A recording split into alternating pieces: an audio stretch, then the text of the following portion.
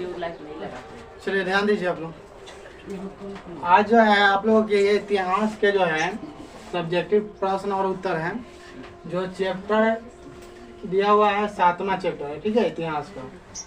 और चैप्टर का नाम है यानी कि पाठ का अध्याय का व्यापार और भूमंडलीकरण, है ना। इतिहास के 7वां चैप्टर है और इसके जो है कुछ महत्वपूर्ण प्रश्न है। इसका जो है उत्तर आप लोग इस प्रकार देखें कैसे है।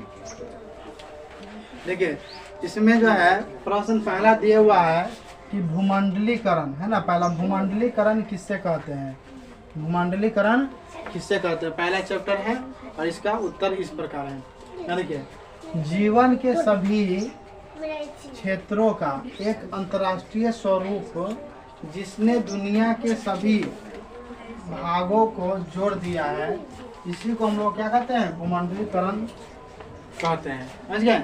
जीवन के जो है सभी क्षेत्रों का एक अंतर्राष्ट्रीय स्वरूप है, समझ गए, जिसने दुनिया के सभी भागों को क्या किया है, जोड़ दिया है, इसी को हम लोग क्या कहते हैं, भूमंडलीकरण कहते हैं। समझ गए। चलिए अगला प्रश्न है दूसरा कि भूमंडलीकरण बनाने की प्रक्रिया में 4 कारकों को लिखें, है ना। भूमंडलीकरण के जो है बनाने की क्रिया में 4 कारकों को लिखे, यानी कि कौन कौन से कारक हैं वो अभी हम लोग जानेंगे। यानी कि भूमंडलीकरण में सहायक 4 कारक जो है इस प्रकार दिया हुआ है ना। इसी तरह से हम लोग लिखेंगे एग्जाम में, समझ गए। यानी कि पहला कारक दिया हुआ है व्यापार, दूसरा कारक दिया है काम की तलाश, है ना। दूसरा कारक क्या है, काम की तलाश। तीसरा कारक क्या दिया हुआ है, संस्कृति का आदान प्रदान। और चौथा कारक क्या दिया हुआ है, विश्व स्तर पर पूंजी का आदान प्रदान, है ना। ये जो है 4 कारक दिया हुआ है भूमंडलीकरण में, समझ गए। यानी कि व्यापार करने के, यानी कि एक देश से दूसरे देश में जाके अपना बिजनेस फैलाना यानी व्यापार करना। दूसरे काम की तलाश में भी जाते हैं हम लोग, है ना। इसके बाद संस्कृति का आदान प्रदान, यानी कि यहाँ के रहन सहन वेशभूषा दूसरे देश में, फिर दूसरे के यहाँ, जब तक यहाँ से दूसरे देश में नहीं जाएगा तो वहाँ का मालूम चलेगा नहीं, तो वहाँ के यहाँ नहीं मालूम चलेगा, है ना। इसी का आदान प्रदान। इसके बाद जो है चौथा विश्व स्तर पर पूंजी का आदान प्रदान, यानी कि पैसा का लेन देन, है ना।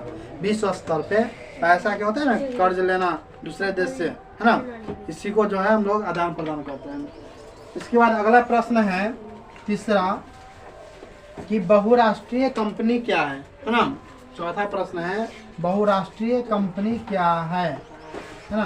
कंपनी क्या है, तो देखिए यहाँ इसका उत्तर इस प्रकार होगा कि कई देशों में एक ही साथ व्यापार करने वाले कंपनी को बहुराष्ट्रीय कंपनी कहते हैं, है ना। यानी कि एक ही साथ, मान लीजिए भारत में बिजनेस किया हुआ, चीन में किया हुआ, अमेरिका में किया हुआ, श्रीलंका, है ना। एक ही साथ कई देशों में जो कंपनी व्यापार करता है उसी को हम लोग क्या बोलते हैं, बहुराष्ट्रीय कंपनी, है ना।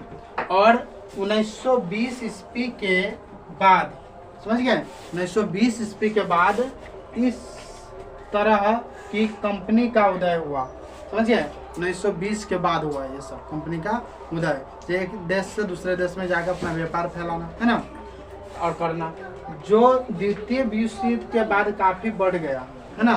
द्वितीय विश्व युद्ध के बाद क्या हुआ, काफी बढ़ गया, धीरे धीरे बढ़ गया। इसके बाद है चौथा प्रश्न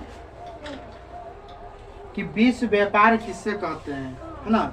विश्व व्यापार किससे कहते हैं, चौथा प्रश्न है विश्व व्यापार किससे कहते हैं, ना। चौथा प्रश्न है ये, देखिए यहाँ विश्व व्यापार ऐसे व्यापार जहाँ, है ना, विश्व के सभी अनेक देशों की वस्तुएं खरीदने के लिए मिलती है, इसे विश्व व्यापार बाजार कहते हैं, है ना। विश्व व्यापार बाजार किसे कहते हैं, यानी कि कई भी देश का जो है वस्तु जिस किसी देश में, जैसे कि वहाँ व्यापार करने के लिए हर देश का आता है ना, और वहाँ मिल भी जाता है ना प्रत्येक देश का, तो उस ऐसे व्यापार जहाँ विश्व के अनेक देशों की वस्तुएं खरीदने के लिए मिलती है ना, तो वो जो है इसे जो है हम विश्व बाजार कहते हैं, जहाँ पे एक ही जैसे जगह पे सभी देश के वस्तु मिल जाए, है ना।